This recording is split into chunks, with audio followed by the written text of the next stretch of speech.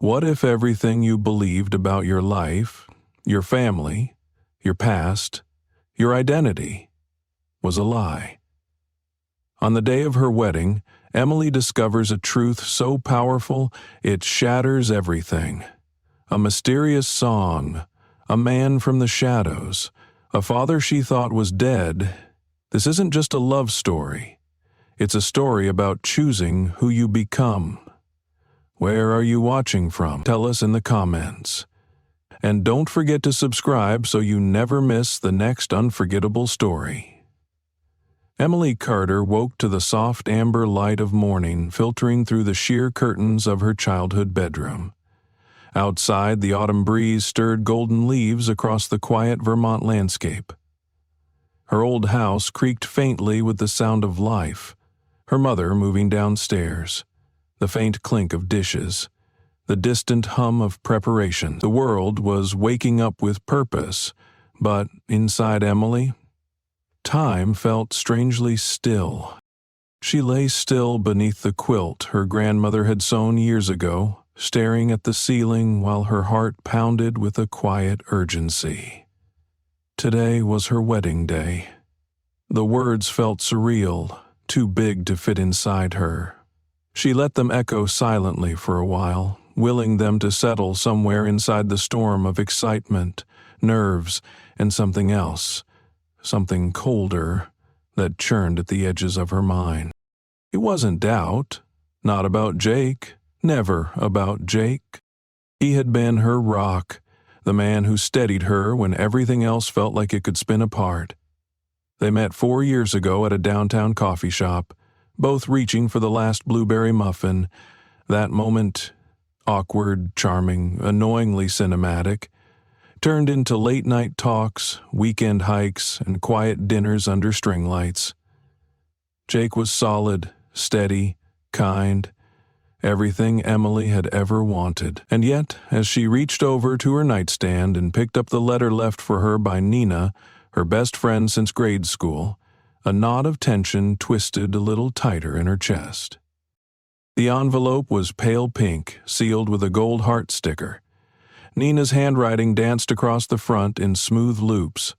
For when the nerves hit, Emily smiled despite herself and opened it. And breathe. Today is going to be magic. I know your brain is racing, probably double-checking every decision from the flowers to the playlist to whether Jake's bow tie is straight. But this is your day. We dreamed of it, remember? In my mom's attic with the thrift shop veils and plastic rings. You're about to marry the man you love, and I'll be right there, probably crying like an idiot. Don't overthink it. Go get your fairy tale. The last line was underlined twice, and Emily pressed the note to her chest, letting herself smile, if only for a moment. Nina always knew exactly what to say. The warmth in her words cut through the haze like sunlight through fog. Still, even as she swung her legs over the side of the bed and stretched, the unease clung to her. She padded across the wooden floor, chilled but smooth under her bare feet, and paused at the full-length mirror near the closet. Her wedding dress hung just to the side, delicate and quiet like it was holding its breath, a cascade of ivory silk and lace embroidered with hundreds of tiny pearls. She reached out and brushed her fingers over the fabric, watching it sway slightly. She had never believed in the moment, that instant brides supposedly felt when they found the one dress, but with this one, something inside her had gone still. She hadn't been sure if it was peace or fear, but she bought it anyway. In the reflection, Emily caught sight of an old cassette player sitting on her bookshelf. It was worn, dusty, the kind of relic no one used anymore. She tilted her head. Curiosity piqued. Hadn't she boxed that thing up in college? She crossed the room and picked it up, thumbing the play button out of habit. To her surprise, the machine clicked softly, and a gentle, almost haunting melody began to drift into the room. It was a lullaby. Slow, wistful, and old, the kind of tune that wrapped around you like memory. She didn't recognize it, not really, but something about it tugged at the edges of her mind. She found herself humming along before realizing she knew the rhythm, not from any specific moment, but from somewhere deeper, like it had always been there. She shut it off, heart racing for reasons she couldn't explain. A knock at the door startled her. "Em, you up?" Nina's voice chirped through the wood. "Bridezilla check-in." Emily laughed and called out, "Come in." Nina entered in a flurry of perfume and silk, her blonde hair already pinned into soft waves, her eyes sparkling. She took one look at Emily and smirked. "Okay, you look like someone just told you your wedding's been moved to a haunted castle." "I'm fine," Emily lied, pulling her robe tighter. "Just overwhelmed." Nina crossed the room and pulled her into a hug. "You're allowed. It's the biggest day of your life, but you've got this. Also, that dress, literal jaw-dropper." Emily chuckled, tension easing a little. "You think so?" "I know so. Now get in it before your mom bursts in here with steam coming out of her ears." The next hour passed in a blur, hair curled into soft waves, makeup brushed on in careful layers, earrings clipped on, and a whisper of perfume behind her ears. Her mother appeared at one point, eyes brimming, breath catching in her throat. "You look like your grandmother," she whispered, voice thick. Emily didn't know what to say, so she just nodded, letting her mother adjust a pin in her veil before slipping away again. By the time she stood in the center of the room, dressed and ready, the reality of the day finally began to settle. She looked in the mirror and saw a version of herself she barely recognized. Elegant, composed, glowing, and yet, behind the gloss, her eyes were troubled. The lullaby still echoed faintly in her mind. Something wasn't right. She shook it off. Downstairs, laughter and voices spilled through the hallway as bridesmaids flitted between rooms, and her father, her mother's second husband, whom she had called Dad since age 5, called out instructions to the photographer. Emily gripped her bouquet as the limo pulled up. As she stepped inside, the world outside the window blurred. The ride to the church was quiet. Nina held her hand, sensing Emily's spiraling thoughts, without a word.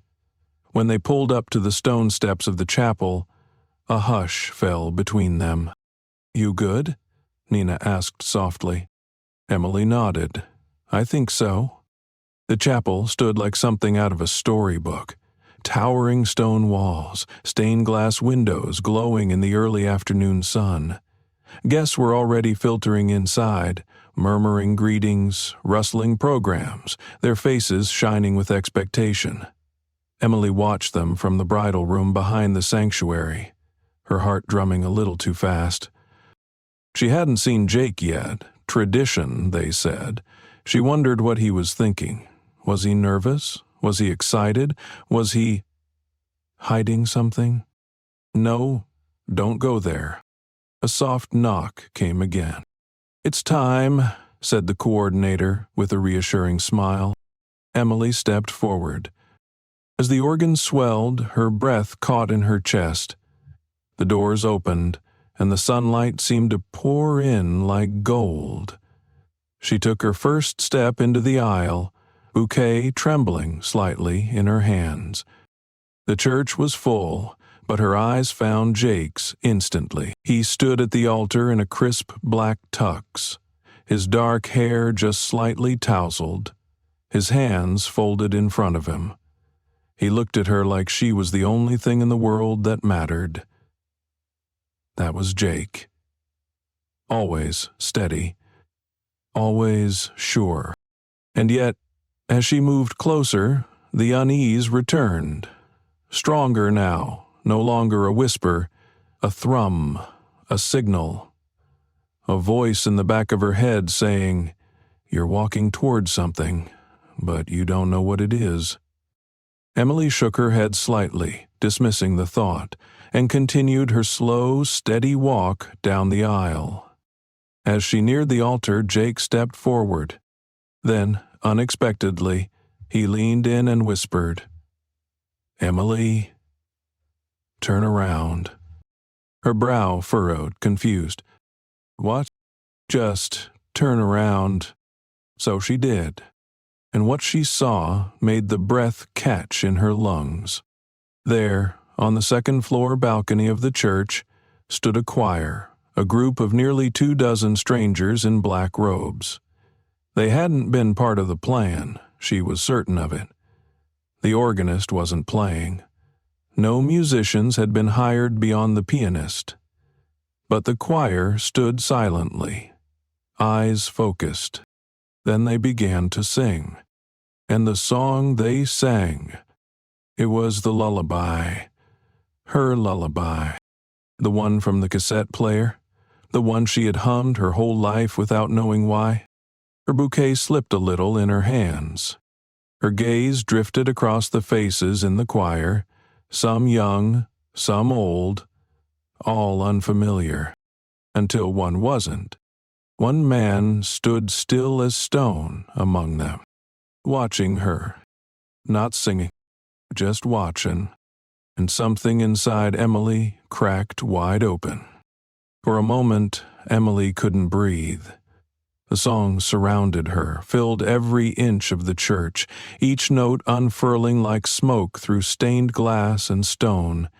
It was beautiful, achingly, devastatingly beautiful, but that wasn't why her chest tightened or why her knees felt unsteady.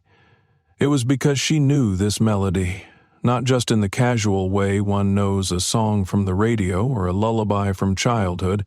No, she knew it. In her bones, in the fragile architecture of her memory. It was something older than recollection. It was rooted in her. Her hands trembled as she clutched her bouquet, fingers squeezing around the stems like a lifeline. Somewhere, the guests shifted in their pews, murmurs rippling across the congregation like a breeze through tall grass. The organist sat still, his hands frozen above the keys. He hadn't started the music. He wasn't playing now. Neither were the string musicians, who exchanged confused glances from their seats. The sound didn't come from them. It came from the balcony. She turned her eyes back toward the choir, scanning each face, trying to make sense of what she was hearing. The singers, about 20 of them, were dressed in formal black, perfectly still as their voices twined together in a haunting harmony. Their mouths moved in unison, but not one of them seemed aware of the impact they were having. Not one looked down. Except him. The man stood near the center of the group, still and silent while the others sang. He didn't join in, he didn't move. He simply stared at her. He was older, maybe early 50s. Silver crept into his dark hair at the temples, and deep lines carved through his face, though they didn't diminish the intensity of his gaze. It wasn't hostile. It wasn't kind either. It was something deeper, something rawer, as if he were studying her not with curiosity, but with recognition. A chill slid down her spine. She didn't know him, she was sure of it. And yet, there was something about the angle of his jaw, the quiet sorrow behind his eyes, the way he tilted his head ever so slightly, like he was waiting for her to see something. A flicker of something, not quite a memory, more like a feeling, cracked across her mind. A flash of being small, safe, rocked in someone's arms while this song hummed just beneath her ear. A man's voice. A scent she couldn't name but knew she had once loved. Warmth. Safety. Gone. The choir's final note rang out and then faded into silence like fog dissolving in sunlight. The room held its breath. For a second, nothing moved. Not the guests, not the musicians, not even the man in the balcony. He continued to stare at her, that unreadable expression etched deep into the lines of his face. Then he turned and disappeared into the shadows behind the choir. And just like that, he was gone. Emily blinked. Once. Twice. Her heart was hammering so hard she could feel it in her throat. She didn't realize she was trembling until Jake gently touched her hand. "Are you okay?" he whispered, his voice almost lost beneath the shifting in the pews. She turned back toward him, her eyes wide. "Who are they?" Jake hesitated for a breath too long. "They're... a surprise." "A surprise? For you. I thought you'd like it." Emily's stomach twisted. She studied his face, the crease between his eyebrows, the way his jaw flexed ever so slightly, the flicker of guilt in his expression that he tried, and failed, to hide. But there wasn't time. The officiant was already stepping forward, clearing his throat gently, beginning the ceremony with a practiced cadence that carried across the still stunned audience. Emily went through the motions. She let herself be guided to her place, let the words wash over her, barely hearing them. Her mouth smiled when it was supposed to. Her hands moved as if someone else were controlling them. She repeated her vows, slid the ring onto Jake's finger, accepted his onto hers. She said, "I do," with a voice that sounded like it came from a version of herself that hadn't seen that man, that hadn't heard that song. She knew she was supposed to feel bliss, relief, that moment of culmination where love and promise wrapped around each other and lifted you into something permanent. But all she felt was that melody, still lingering like smoke in her chest, and the memory of a stranger's eyes watching her like she was a ghost he'd waited years to see again. The rest of the ceremony moved quickly. There were cheers and clapping, a blur of hands shaking theirs, flowers tossed and petals strewn. Emily moved through it like a dancer in a routine she'd rehearsed so many times she no longer needed to think. But her mind wasn't in the chapel anymore. It was upstairs, on that balcony, searching shadows for someone who no longer stood there. At the reception, everything glittered. The venue was a restored barn draped in fairy lights and autumn leaves, with tables lit by candles and gold-rimmed glasses catching the flicker of flame. The scent of roasted butternut squash, honey-glazed ham, and apple cider hung thick in the air. People laughed and clinked glasses. Emily played her part, smiling in all the right photos, greeting relatives with practiced warmth, thanking vendors and complimenting the hors d'oeuvres. But her thoughts weren't in the room. They were stuck on the song, the man, and the fact that Jake had said it was a surprise. He hadn't told her. He hadn't asked. That melody, so intimate, so embedded in her, had been chosen for her, and yet she had never shared it with anyone, not even Jake. How could he have known it, unless someone else had told him? Her thoughts were cut off when she spotted Nina across the room, talking to the wedding planner. Emily excused herself and beelined toward her, weaving past guests with a polite smile. "Nina," she said, catching her best friend's arm.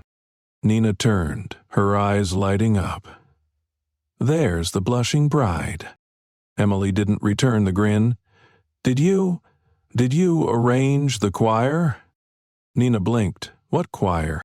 "The one at the church, upstairs, the group that sang during the ceremony." Nina's smile faded. "I thought you arranged that. Wasn't that part of the—" She paused, suddenly serious. "Emily, that wasn't in the plan." Emily's mouth went dry. "Are you sure?" Positive, the only music we had scheduled was piano. Remember? No choir, no vocals. That wasn't me. Her hands began to shake again. Jake said it was your idea. Nina frowned deeply now. Jake told you I arranged it? Emily nodded. Something flickered in Nina's expression. Worry, maybe? Suspicion. Okay, that's weird. Do you want me to ask around? Maybe one of your aunts thought it'd be a surprise? Emily shook her head. No, just not yet. Nina touched her arm gently. Em?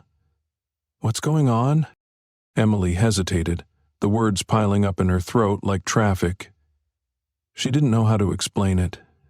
The melody, the memories, the man, the lie.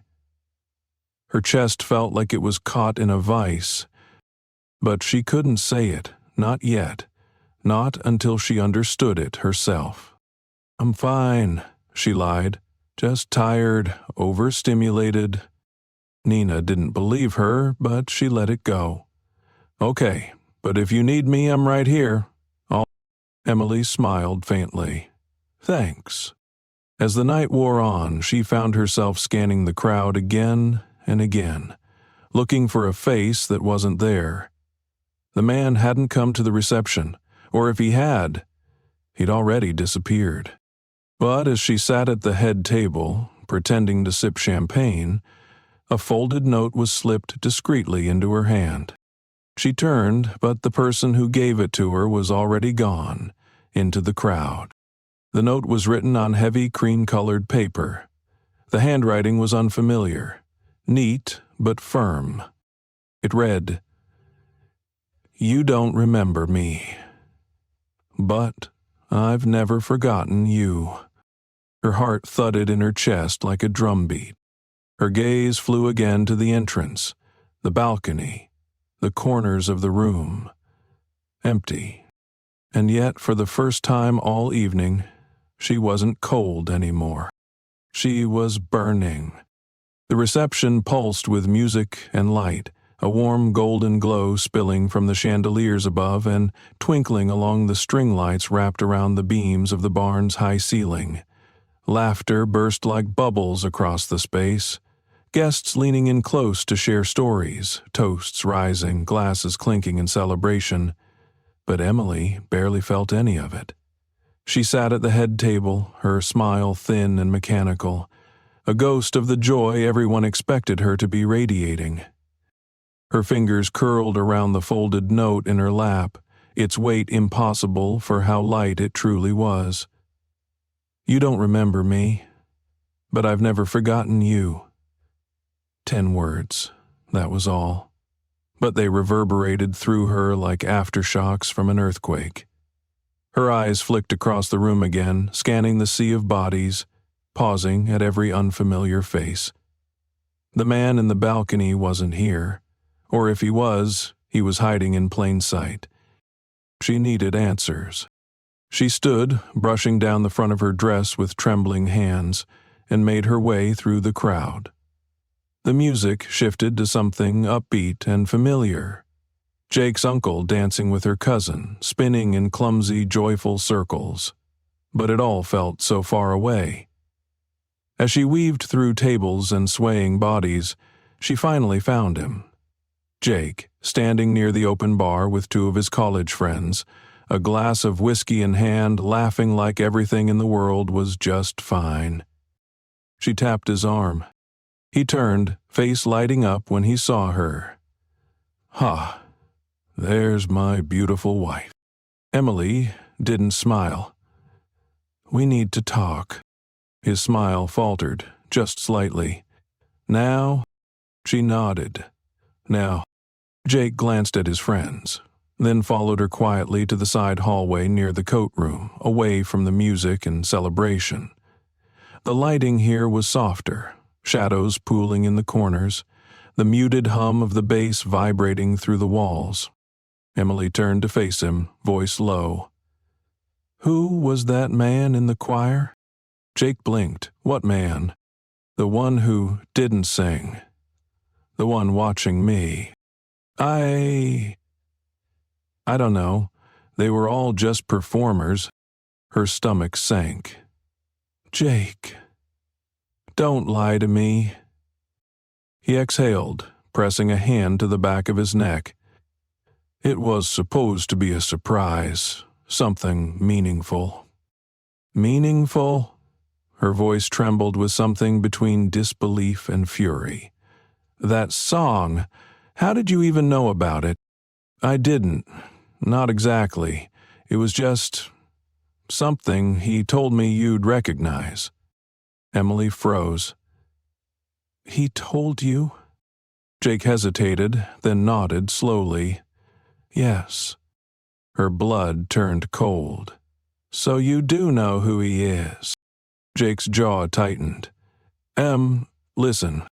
Who is he, Jake? He swallowed. His name is Nathan. Nathan Hale. The world tilted. The name didn't register at first. Not entirely. It echoed in her ears without settling into place, like a puzzle piece that should fit but refused to. Then, all at once, her breath caught in her throat. Nathan Hale was her father's name. Her real father. The one who died when she was 3. The one she had no memories of except a vague image her mother had shown her. A black and white photo of a young man with a warm smile and tired eyes. That man was gone. Dead for decades. Her entire life had been built around that fact. Except now he was alive.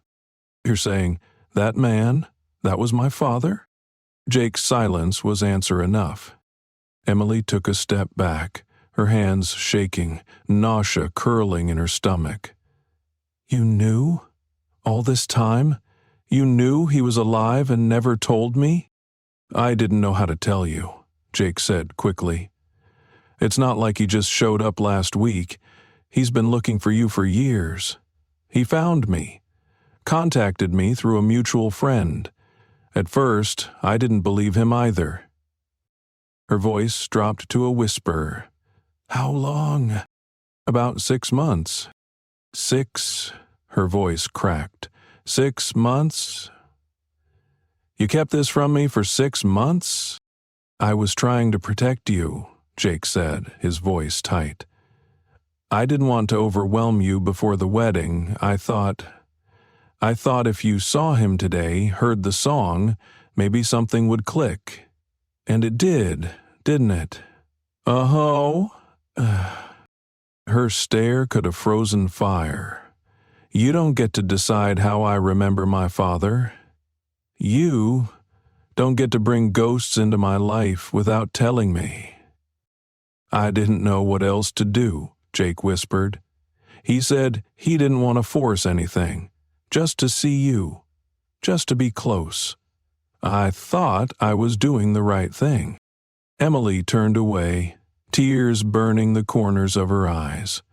Her hand still gripped the note, now slightly crushed between her fingers.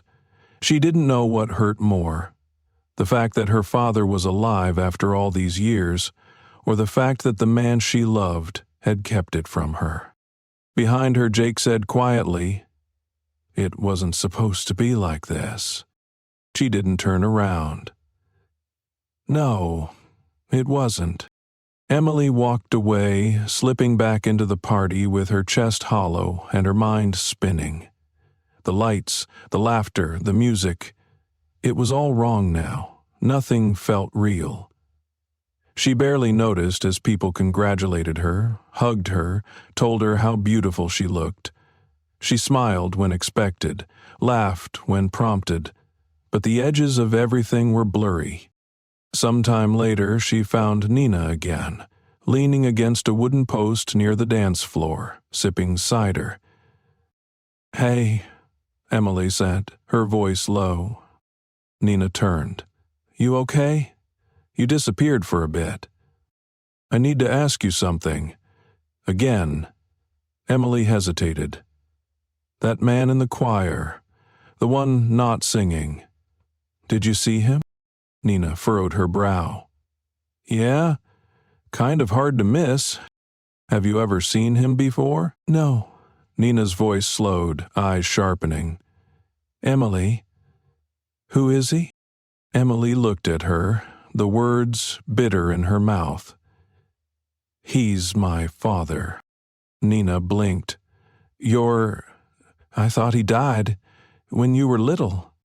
So did I. The silence between them stretched, heavy and disbelieving. What the hell is going on? Nina whispered. Emily's eyes stung. I don't know. But Jake knew. He's known for months. Nina's expression turned hard. You want me to yell at him? I'm good at yelling. Emily laughed, sharp and humorless. Maybe later. You okay? No. She shook her head. Not even close. Do you want me to find out more? About the choir? About him?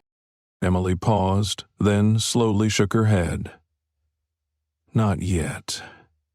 I think I need to talk to him myself. Your dad? She nodded. Nina didn't press her. She just squeezed Emily's hand. The rest of the night passed like a dream. A strange, bright blur she couldn't fully hold on to. She danced with her cousins. She cut the cake. She posed for photos with her mother, who seemed blissfully unaware of the unraveling storm inside her daughter. But Emily's mind wasn't on the party. It was on the man in the balcony, the song that had been woven into her dreams, the letter that now rested against her heart like a quiet scream. Later, when the guests began to trickle out and the music softened into the last slow song of the night, Emily slipped away again. She stepped outside into the cool Vermont evening, the air crisp with the scent of apples and wood smoke. The garden behind the barn was quiet, strung with soft lanterns, the sky painted with stars. She needed space, air, time. Her heels clicked gently against the stone path as she walked toward the fountain in the center of the garden. Her breath fogged the air. Her mind reeled. And then she saw him. The man. Her father. He stood by the fountain, hands in his pockets, eyes catching the light of the lanterns. He didn't move as she approached. Didn't speak. He just watched her. Emily's feet stopped moving before she realized she'd frozen. You were in the choir, she said. He nodded once. I was. Her heart thudded painfully in her chest. I needed you to see me. She swallowed hard. Who are you? He hesitated, then, You don't remember me, do you? Her voice cracked. Should I? A long pause. Then, with a voice low and gentle, I'm Nathan. I'm your father. The words shattered her. Her knees nearly gave out. The night air turned sharp and distant, like the world had tilted sideways. No, this couldn't be real. Her father was dead. She had grieved him, quietly, abstractly, in the way a child grieves a ghost. But now he was standing in front of her, flesh and blood. And suddenly, everything she had ever known felt like a lie. Emily's entire world narrowed to the man standing in front of her beneath the soft garden lights. Her breath came in short, uneven gasps, like the air itself was no longer enough to sustain her. Nathan. Her father. The name echoed in her mind like a bell tolling through a cathedral. Familiar and foreign all at once. He didn't look like a ghost. He looked solid, real. The lines around his eyes were deeper than in the photo she'd seen 1,000 times, and his shoulders carried the weight of someone who had lived through too many silences. But those eyes, dark and unwavering, felt carved from someplace deep inside her, as if they'd always been watching her from the edges of memory. "I don't understand," she whispered. "You died. My mom told me you died." Nathan took a step closer, his voice low, careful. "I know she did, and I can't tell you how much it's haunted me." She shook her head, staggering a half-step back. Her dress whispered across the stone path as if protesting. "No, no, this isn't real. This can't be real." "I don't blame you for doubting it," he said, his hands still in his coat pockets, as if he didn't trust himself to reach for her. "I wouldn't believe it either if I were you." Emily stared at him, searching his face for cracks, for lies, for some kind of manipulation. "Then prove it. Tell me something only you would know." Nathan nodded slowly, as if he'd prepared for this moment. "When you were 3, you refused to go to bed without a story about the moon and a cup of chocolate milk. Not just any milk. It had to be warmed for exactly 25 seconds. If it was too hot, you'd cry. Too cold, and you'd push it away. And the moon story, you made me tell it with different voices every night. The owl, the stars, the wind." Emily's mouth parted, but no words came. That wasn't something her mother had ever talked about. It wasn't written in any diary or photo album. And yet, hearing it, she could feel it. Like a buried thread had been tugged loose from under the floorboards of her mind. "I used to sing you that lullaby afterward," he added, voice cracking. "Every night. I made it up for you. That's how I knew you'd remember it." Her knees buckled, and she sat down hard on the edge of the fountain. The stone was cold beneath her, grounding but not enough to stop the spin in her chest. But why now? Why today? Why show up like this and not before? Nathan exhaled, slow and heavy. "Because I knew you'd be here. Because I've been trying to find you for years. And when I finally did, I was afraid. I didn't want to ruin your life. I just wanted to see you." Emily stared at the cobblestones beneath her feet. "Jake helped you." "Yes," Nathan said quietly. "He was the only one who didn't shut the door in my face. He listened. He asked questions. I begged him not to tell you unless you felt it first. You gave me no choice," she snapped, standing again. "You just showed up, dropped this on me in the middle of my wedding. My wedding. What did you think was going to happen?" "I didn't expect anything," he said, voice low. "I just needed to know you were okay." Her hands curled into fists. "You don't get to pretend to be a concerned parent after being dead for 25 years. "I didn't choose to disappear," he said, stepping forward. "I never wanted to leave you. I was shut out." "You're saying Mom lied?" He hesitated, his mouth a tight line. "I'm saying there's more to the story than you know." She turned away from him, wrapping her arms around herself. Her breath fogged in the cool air, her mind a labyrinth of panic and disbelief. "I can't do this right now. I understand." "Do you?" she asked, facing him again. "Because I don't even know what this is. A reunion? A trick? Some kind of punishment?" "I just wanted the truth to have a chance," he said. Emily didn't answer. She walked away, not back toward the reception hall, but toward the lot where her car waited under dim overhead lights. The wind tugged gently at her veil as she went. She didn't even notice when the tears began. Inside the car, she sat motionless, hands gripping the wheel, unable to turn the key. Her heart was pounding so loud she thought it might crack the windshield. She was supposed to be dancing right now, laughing, drinking champagne with Jake, wrapped in the joy of a perfect day. Instead, her father, her dead father, had returned, and the man she had promised forever to had known about it for months and said nothing. She started the engine, but she didn't go home.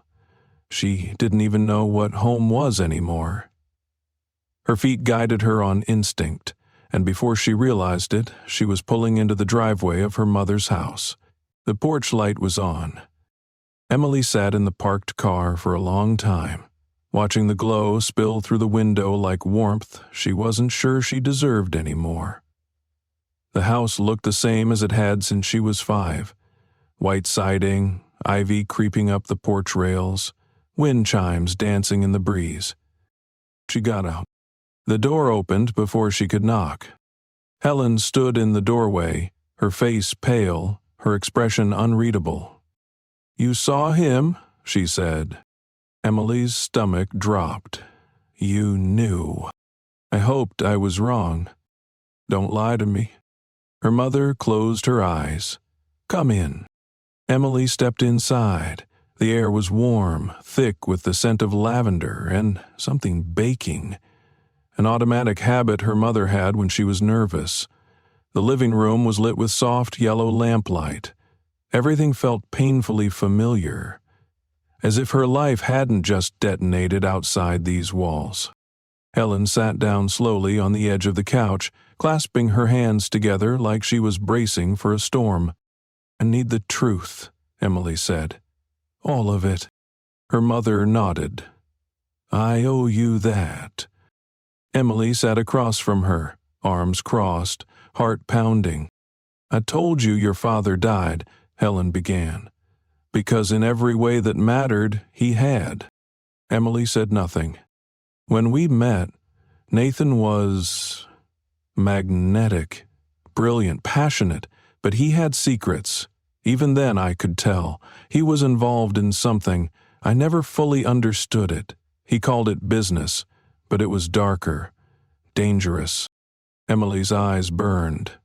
"You mean crime?" Helen hesitated, then nodded. "I was in love. And then I was pregnant. I thought he would change, that you'd be enough. For a while it seemed like he tried. But there were always phone calls he wouldn't explain, people showing up late at night, money we didn't talk about. And you stayed?" "I stayed for you," her mother whispered, "until I couldn't anymore. One night, someone broke into our apartment. I don't think they were there for money. I think it was a warning. You were in your crib. I grabbed you and ran. We stayed in a hotel for 3 days. I confronted him. He wouldn't tell me the truth. So I left." Emily's voice was flat. "And you faked his death." I didn't fake it.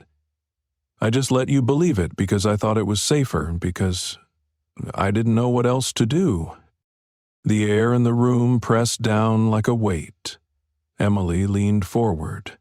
"He says he's been looking for me. For years." Helen looked down at her hands. "Maybe he has. I wouldn't know. I cut all contact, changed numbers, moved us across the state. So you decided I didn't need him. I decided you needed safety." Emily stood up, pacing. Her dress rustled across the hardwood. "You took that choice from me. I gave you a life without fear, but also without truth." Helen's voice cracked. "Would you rather have grown up with locked doors and bodyguards, with the fear that someone might come looking for you? Because that was the alternative." Emily turned back toward her. Her mother's eyes glistened. "I don't regret leaving him," Helen said, "but I regret lying to you every day. I thought it was the only way." Emily didn't answer. Her chest felt like it might cave in under the weight of everything. The broken pieces of what she thought she knew. The rage. The ache. "I need time," she whispered. "I understand. I don't know what I believe anymore." "That's okay," Helen said softly. "You'll figure it out." Emily stood at the door, fingers trembling on the handle. "Do you still think he's dangerous?" she asked. Helen's voice was quiet. "I think he's a man who made terrible choices. I think he loved you, and I think he might still." Emily didn't turn back. She just stepped out into the night, her mind a storm of truths and half-truths, unsure which pieces to hold on to and which to let fall away. The car ride home was a blur of headlights, dark silhouettes of trees, and the low hum of the engine. Emily didn't remember starting the car, didn't remember backing out of her mother's driveway. Her hands gripped the wheel like she was holding onto the edge of a cliff, knuckles white, fingers sore from how tightly they clenched. The air inside the car was too still, too quiet, and yet her mind was anything but. Her father was alive. Her mother had lied. Jake had lied. She had been surrounded by people she loved, trusted, and none of them had trusted her with the truth. The lullaby played on a loop in her head, the notes threading between memory and reality until she couldn't tell the difference. She didn't know where she was driving until she reached the cliffs by the coast, the place she always came to think, a childhood sanctuary, a teenage escape, a place where her thoughts could unravel without judgment. She pulled into the empty overlook lot and stepped out into the cold night, her heels crunching softly against the gravel. The wind rolled off the water, salty and sharp, threading through her hair and tugging at the hem of her dress. The sound of waves crashing against rocks below was rhythmic, steady, like a heartbeat she wished she could sink to. She walked slowly toward the edge, arms crossed over her chest, every step heavy with the weight of everything she didn't understand. She didn't cry. Not yet. The tears hovered, but her body was too numb to let them fall. She stood there for what felt like hours, staring at the endless black of the ocean, the faint shimmer of moonlight dancing on its surface. Behind her, footsteps approached. She didn't have to turn to know it was Jake. His presence always had a gravity to it, subtle but steady, like a quiet storm that knew how to hold you in place even as everything else tried to pull you apart. "I figured I'd find you here," he said softly, stopping a few feet away. Emily didn't look at him. "Of course you did." Jake took a slow breath. "I shouldn't have kept it from you." "No," she said, voice tight. "You really shouldn't have." "I didn't know how to tell you. I was scared." She turned then, slowly, her expression unreadable. "Scared of what?" He looked down. "Of hurting you, of losing you, of breaking something I didn't know how to fix. You broke it anyway." His eyes lifted to hers. "I know." They stood in silence for a long moment, the wind whipping between them, filling the space that words couldn't. "I trusted you with everything," Emily said, her voice cracking. "With my future, with my heart.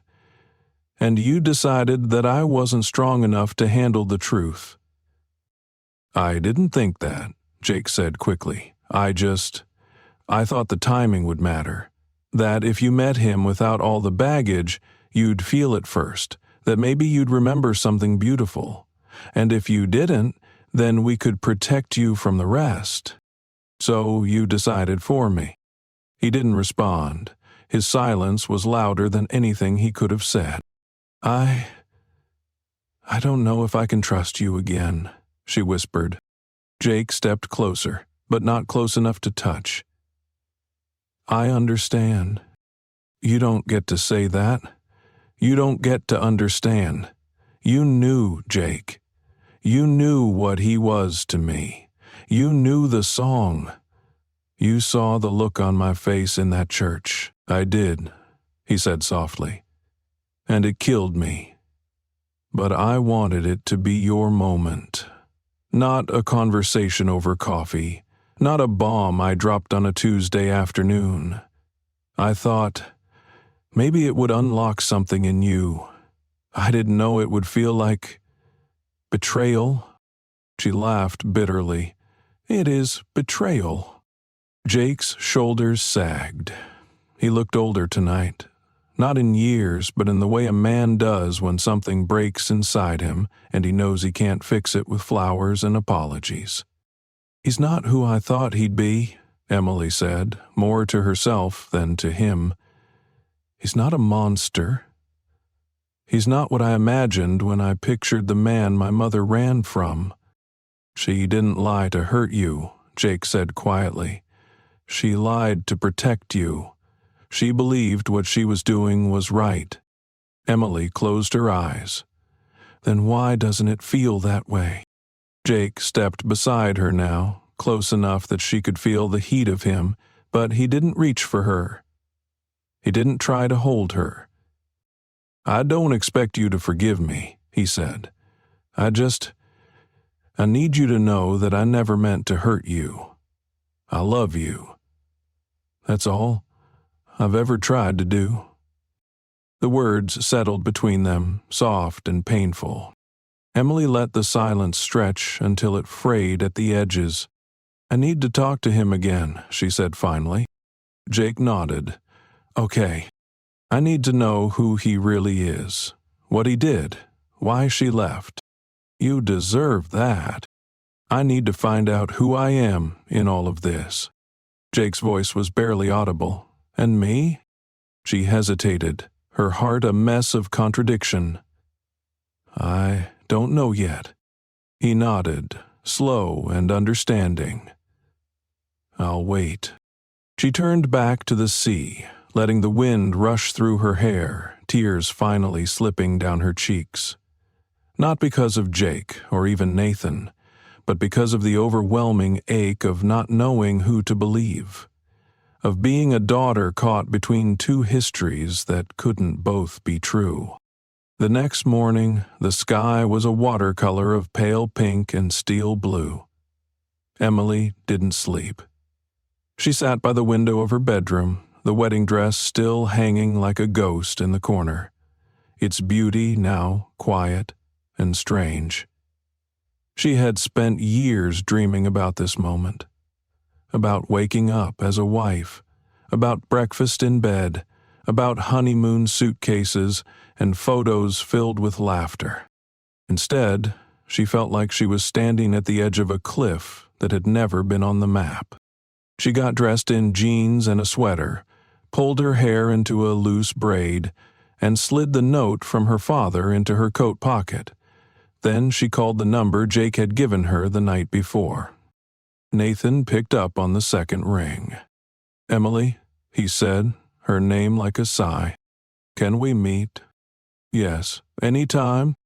There's a cafe near the pier. I'll be there in 30 minutes. I'll be waiting. The cafe was mostly empty, the kind of place where the booths were cracked but clean, and the coffee tasted like it had been made by someone who cared.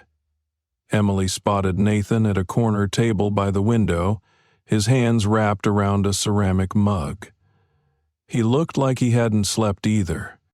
He stood when he saw her, but didn't reach out, just offered a quiet smile. Thank you for coming. She slid into the seat across from him. I don't know why I did. Nathan nodded. That's fair. I want to know the truth, the whole truth. He took a slow breath. Then I'll tell you. And so he did. He told her everything. About the people he used to work with, men who traded in secrets and shadows. About the money, the nights he didn't come home, the growing danger. about how he tried to keep it from Helen, but how it bled into their lives anyway. About the night someone broke into their apartment and left a message written in red paint across their wall. About how, after that, everything crumbled. I begged her to stay, he said, eyes fixed on the window.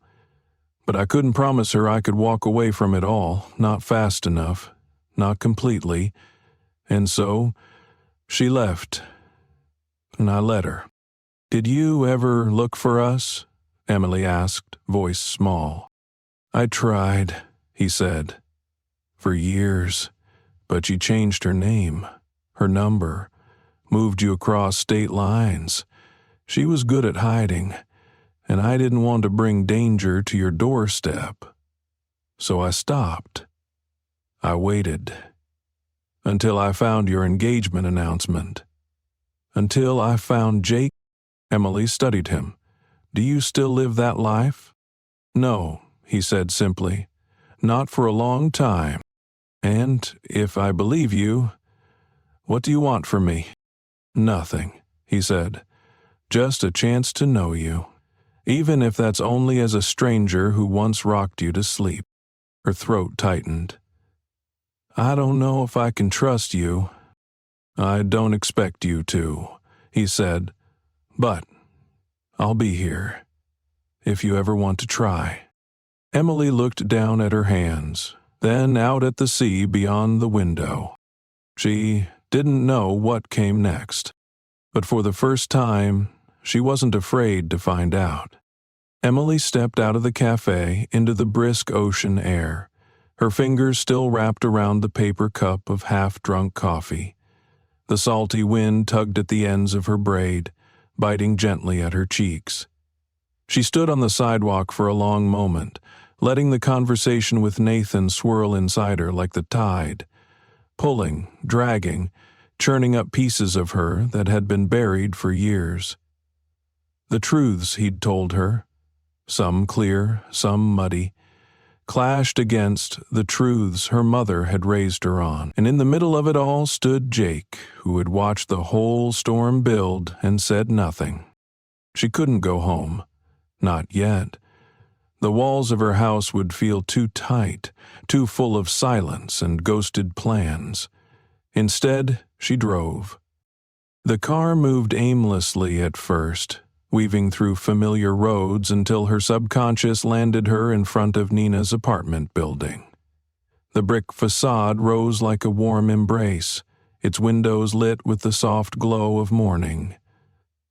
Emily pressed the buzzer and waited. Nina answered almost immediately. Em? It's me. A pause. Then, come up. When Emily stepped into the apartment, it smelled like cinnamon and laundry detergent. A candle flickered on the kitchen island, and Nina stood barefoot in leggings and a hoodie, her hair piled on top of her head in a chaotic bun. She took one look at Emily's face and didn't ask anything, just opened her arms. Emily let herself fall into the hug, the warmth of her best friend wrapping around her like a blanket. I talked to him, she whispered. Nina pulled back just enough to look at her. Your dad? Emily nodded. And I don't know what to believe anymore. They moved to the couch. Nina handed her a fresh cup of tea, chamomile, her go-to comfort brew, and curled up beside her like they were 16 again, sneaking out to watch horror movies in the middle of the night. I need to know what happened, Emily said quietly. Not just what he told me. I need to hear it from her, from my mom, all of it, without the edits, without the fear. Nina nodded.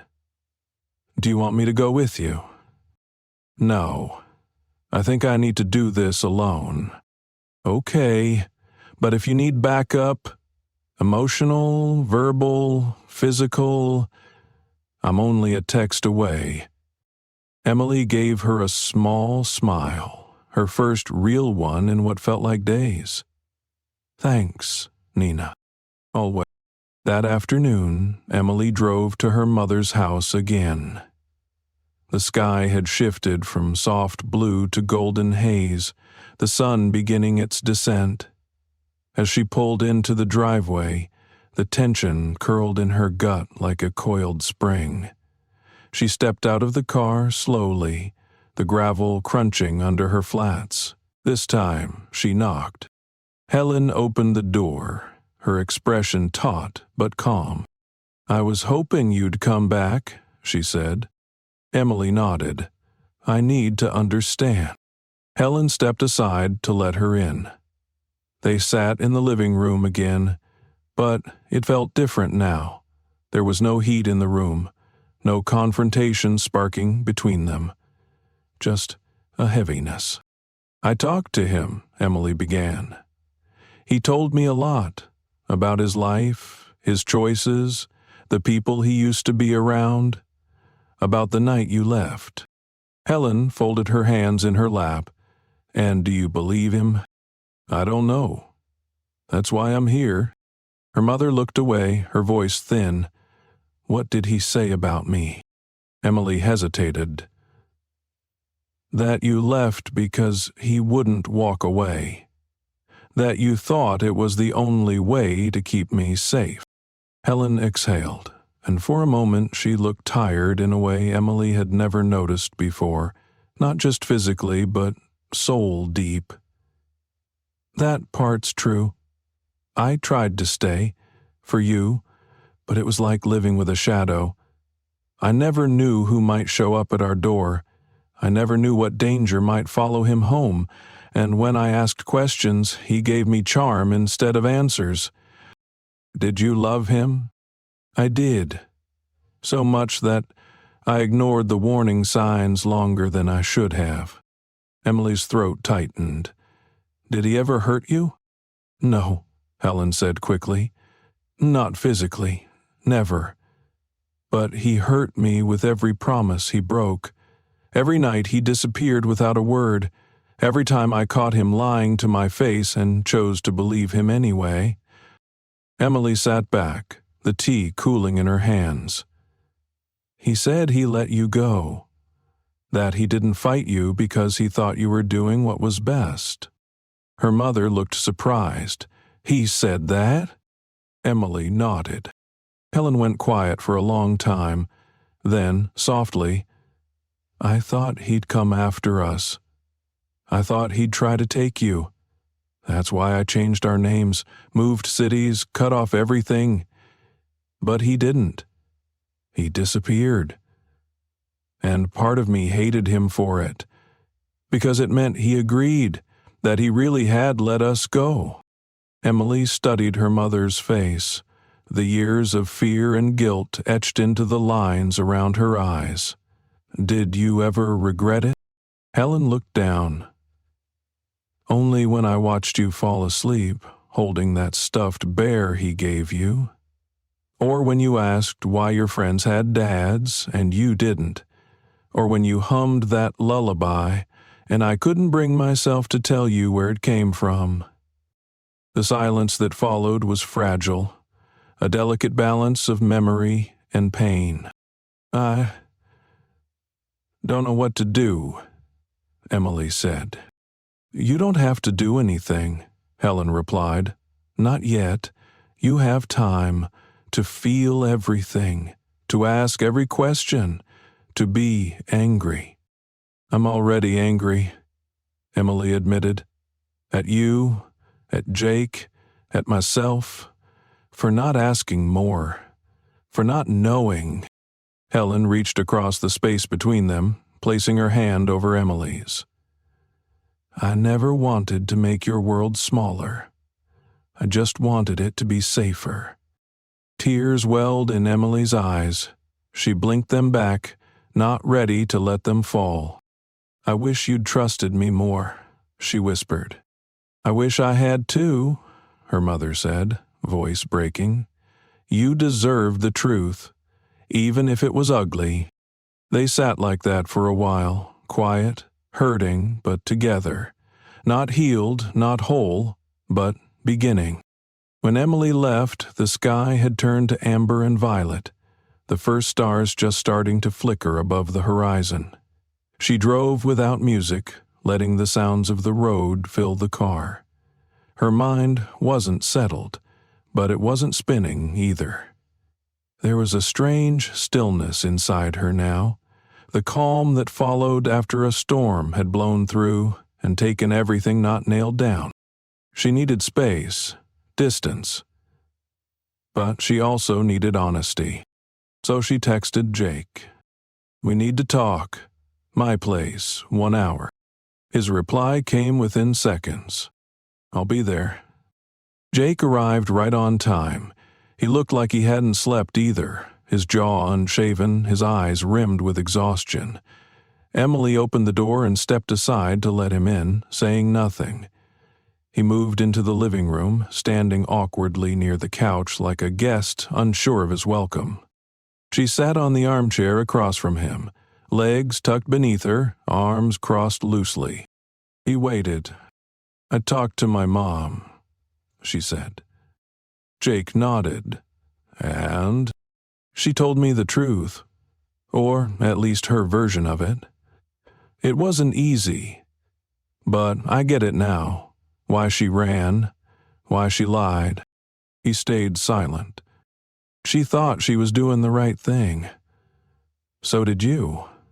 And maybe you both were in your own ways.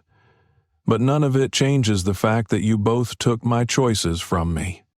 "I know," Jake said, his voice low. "And I'm sorry." "I don't think you understand what it feels like," Emily said, her voice tight.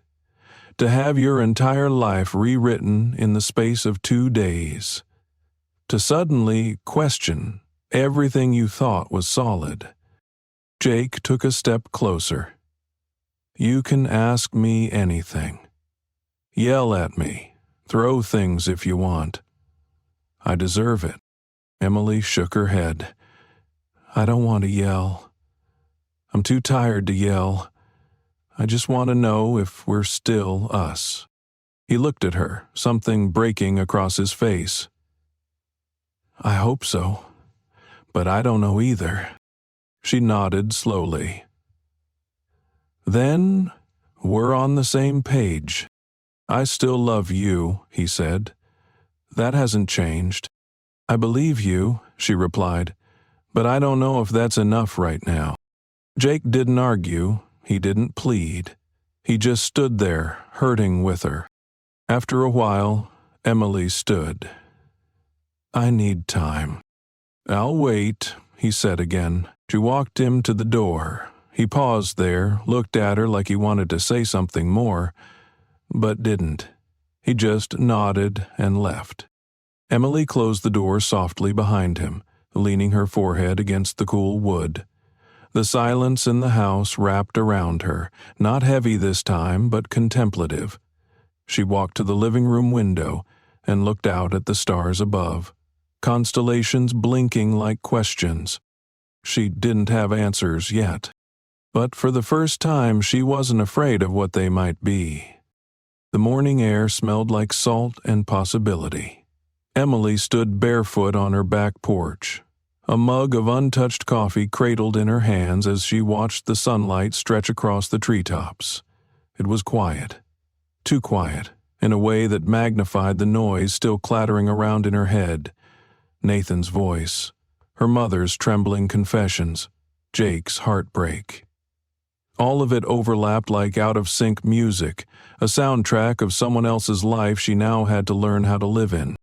She didn't know if she felt better exactly, but she felt clearer, less like she was drowning and more like she'd finally found a piece of driftwood to cling to.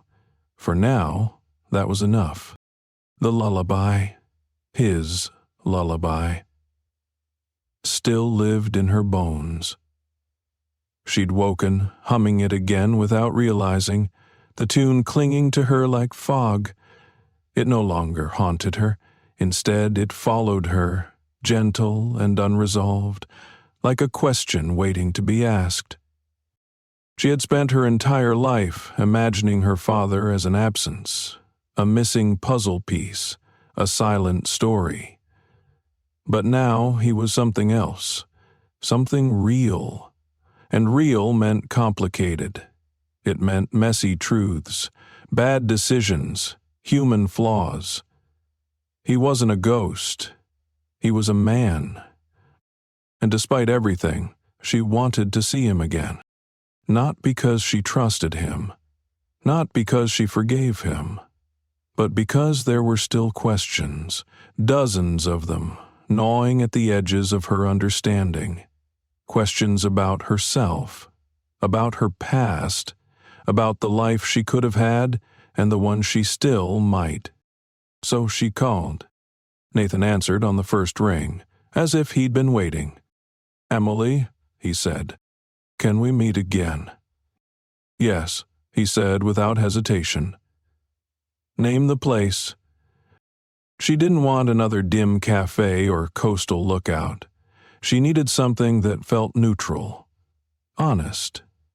She chose the park in the center of town, the one with the big oak tree and the quiet benches that lined the walking path.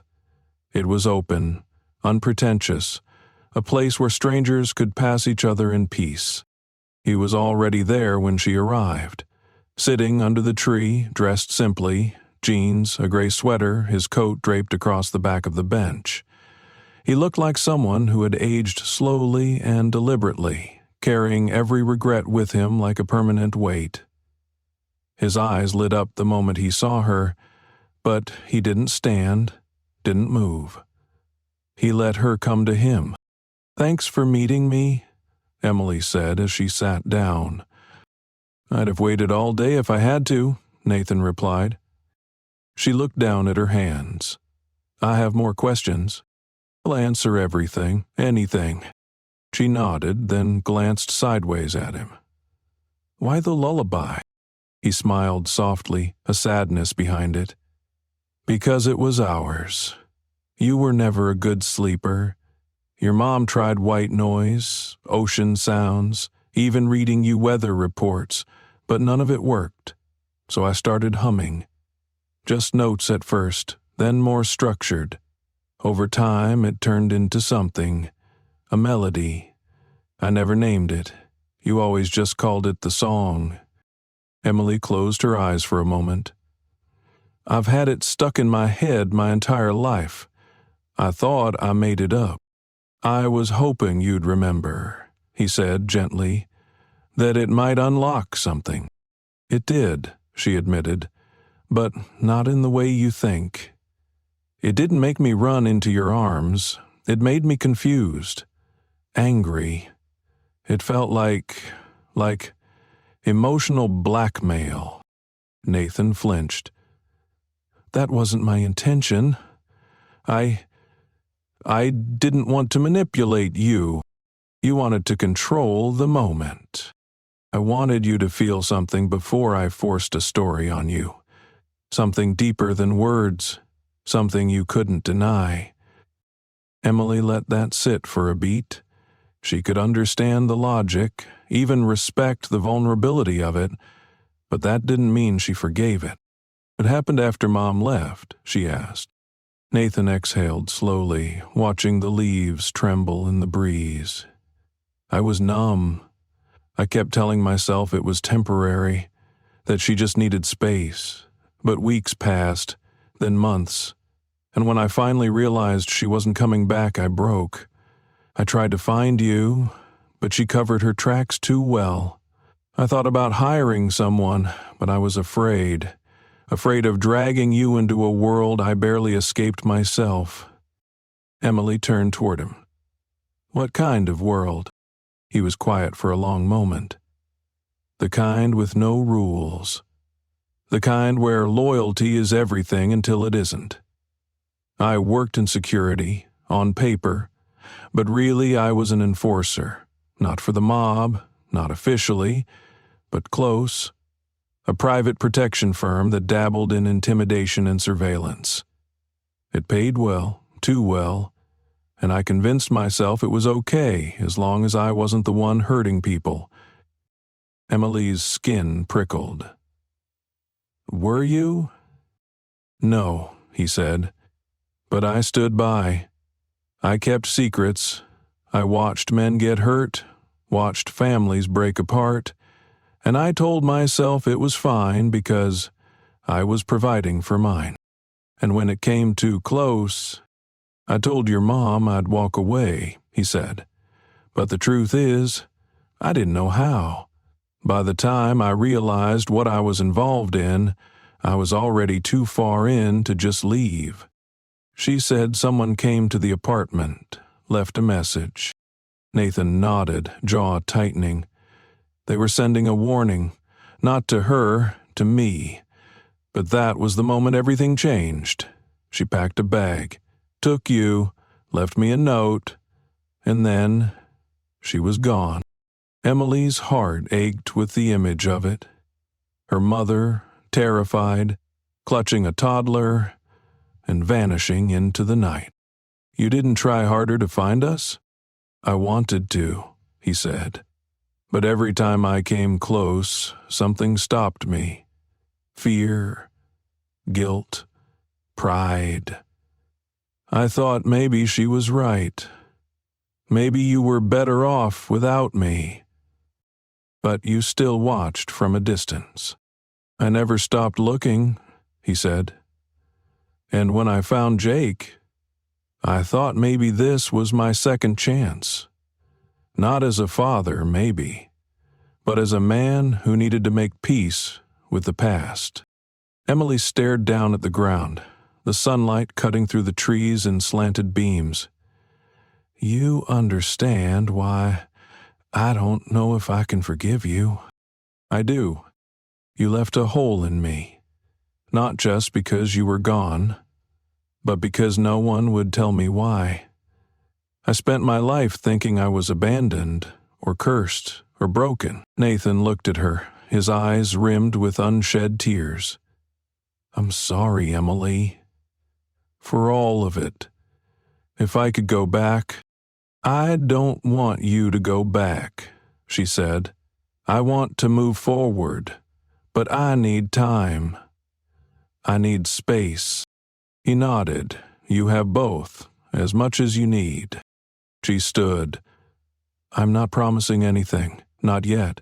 Maybe not ever. I know. But if we do this, it has to be honest. No surprises. No choirs, no letters, just conversation. Deal, Nathan said softly. Emily turned to leave but paused. I remember a night. A blue nightlight shaped like a star. You were singing that song, and I fell asleep on your chest. I don't remember your face, but I remember the feeling, like nothing could touch me. Nathan blinked, his throat bobbing. That was real. Good, she said. At least I get to keep one truth. And with that she walked away, each step uncertain but hers alone to take. The sun was low in the sky by the time Emily reached the front steps of her house, the air thick with the golden hush that only came at the edge of evening. Shadows stretched long across the lawn, trees casting slow-moving shapes over the sidewalk as if the world itself were exhaling, settling into stillness. She paused with her hand on the doorknob, staring at the door for a long moment, unsure of what she'd find on the other side. Not in the physical sense. She knew the furniture, the soft creak of the hallway floor, the faint scent of lavender in the bedroom sheets. But something inside her had shifted, and now even familiar spaces felt unsteady. Like walking into a room you once called home, only to realize someone had moved the walls. She opened the door slowly. The house greeted her in silence. No music, no laughter, no clinking glasses or champagne flutes or distant conversations bleeding in from the hallway. Just the gentle hum of the refrigerator and the echo of her own heartbeat in her ears. She slipped off her shoes and padded toward the living room, glancing toward the spot where the wedding gifts were still stacked in perfect piles, each card untouched, every ribbon still curled neatly. It felt absurd now, all of it. The careful planning, the color schemes, the playlist she had spent 3 weeks perfecting. She had imagined this part of her life as something clean and cinematic, but instead of champagne in bed and morning light filtering through honeymoon curtains, she'd spent the last 72 hours unraveling the truth of her own existence. And now here she was, not a bride, not exactly a daughter, not even quite the same woman who had walked down that aisle just days before. Just Emily, standing in the wreckage of 2 stories that had never been hers to begin with, trying to decide which pieces were worth picking up. Her phone buzzed softly on the counter. She didn't need to look at it to know who it was. Jake. They hadn't spoken since he left her house, and that silence had stretched like a taut wire between them, fragile and sharp. His messages came once a day. Never pushy, never demanding. Just quiet check-ins, all variations of the same theme. I love you. I'm still here. I'll wait. Tonight's message was no different. I don't know if time helps or hurts, but I still hope. Whatever you need, I'm still here. She stared at the screen for a long while, the weight of it pressing down on her chest. She had loved Jake, still did in some way. He had been her anchor, her constant, the person she thought she could trust with her whole self. And maybe that was the problem. Maybe she had expected him to carry the weight of everything she didn't know how to hold on her own. Maybe he had tried to protect her because he thought that's what love was supposed to do. But love, she had learned, wasn't about shields. It was about truth. And truth was messy.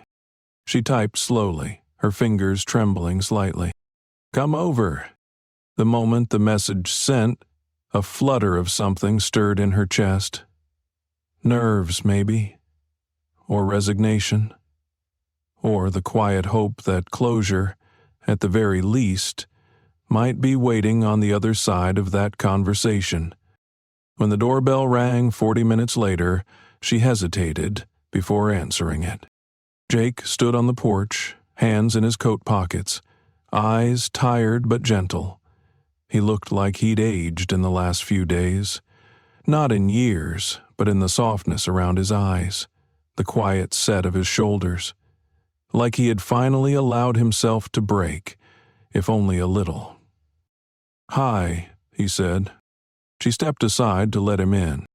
The living room hadn't changed since he was last here, but it felt different. Emptier. As though something essential had been stripped away and replaced with space neither of them knew how to fill. He stood near the armchair, uncertain. She sank into the couch, pulling her legs beneath her, wrapping her arms loosely around her middle. You can sit. He nodded and lowered himself into the armchair, hands clasped between his knees. They were quiet for a while. Then Emily said, I met with my father again. Jake looked at her, alert but careful. How did it go? He told me everything. At least everything he says is the truth. I'm still working through it. Jake nodded slowly. And? Your mom? She confirmed most of it, or at least didn't deny it. Their versions are different, but neither of them is completely wrong. Or right. That's hard. Yeah, she breathed. It is. More silence. Not uncomfortable, just heavy. I keep thinking, she said, about how close I came to living my entire life without ever knowing any of this. Without ever meeting him. Without ever knowing what parts of myself came from him. The way I sleep. The way I hum when I'm anxious. The way I look at the ocean when I need to think. Jake swallowed. I didn't want to take that from you. But you did. I know. Emily looked at him, really looked. You lied, Jake. Not to hurt me, I know that. But you decided something for me that wasn't yours to decide. You took away my right to process this in my own way, on my own time." He nodded, his voice low. "I was scared. That's not an excuse, but it's the truth. I was scared that telling you would ruin everything, that you'd break, that we'd break." "Well," she said softly, "we did." Jake looked away, pain flickering across his face. "I don't hate you," Emily added quickly.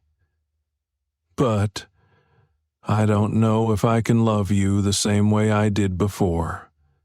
Not yet. Maybe not ever." He nodded again, his shoulders rising and falling with a breath that sounded like grief. "I understand." She stared down at her hands. "I need to find out who I am now, on my own. Not just your wife, not just her daughter, not just the girl who was supposed to have a perfect wedding. I need to rebuild with what's left." Jake sat with that for a moment. Then, quietly, "Is there room for me in that?" Emily met his eyes, and for the first time, she didn't flinch. "I don't know yet." He smiled, sad but real. "I'll take that." They talked for a while longer. About nothing. About everything. The wedding cake they never got to eat. The honeymoon they didn't take. The way the autumn wind felt sharper this year. Like even nature knew things had changed. When he left, there were no tears, no dramatic declarations, just a quiet understanding that something had ended and something else might one day begin. She watched him go from the window, the taillights of his car blinking at the end of the street like a heartbeat fading into the night. Then she sat down at her desk and picked up her phone. Nathan's name sat at the top of her call list. She hesitated, thumb hovering above the screen. Then she pressed dial. He answered on the second ring. "Emily," he said, voice quiet and careful. "Let's meet," she said. "Not to erase the past, not to rewrite it, but to finally understand it." There was a pause. Then, "Tell me where." She smiled faintly. "Somewhere, without music, just two people, talking. I'll be there." And in that moment, as the night pressed softly against her windows, Emily felt something unfamiliar blooming inside her. Not certainty, not peace, but the beginning of something solid, something honest. She didn't know where this new path would take her. But for the first time, she wasn't walking it blind. Thank you for staying with me until the very end of Emily's story. It wasn't just about family secrets or a wedding turned upside down. It was about identity, forgiveness, and the courage it takes to rebuild when everything you thought you knew falls apart. Life doesn't always give us neat answers or perfect timing. Sometimes the people who love us the most make mistakes. Sometimes the truth arrives late. But when it does, it gives us the power to choose who we want to become. If this story moved you, made you reflect, or simply held your attention, I'd love to know. Where are you watching from? Drop your location in the comments below. It's always incredible to see how stories like this can connect people from all over the world. And if you haven't already, be sure to subscribe to the channel. That way, you won't miss any of our upcoming stories. Each one crafted to move, inspire, and maybe even heal. Until next time, thank you for being here. You matter. Your story matters. And I'm so glad we got to share this one together.